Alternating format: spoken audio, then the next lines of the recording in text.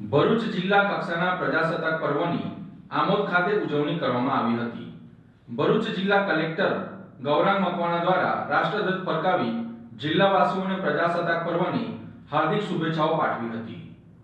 આજરોજ દેશના 77માં પ્રજાસત્તાક પર્વની ઠેર ઠેર ભારે ઉજવણી કરવામાં આવી રહી છે, ત્યારે ભરૂચ જિલ્લાના કક્ષાના પ્રજાસત્તાક પર્વની ઉજવણીના કાર્યક્રમનો આમોદ ખાતે આવેલ રેવા સુગર ગ્રાઉન્ડમાં આયોજન કરવામાં આવ્યું હતું, જેમાં ભરૂચ જિલ્લા કલેક્ટર ગૌરાંગ મકવાણાએ રાષ્ટ્રધ્વજ ફરકાવ્યો હતો।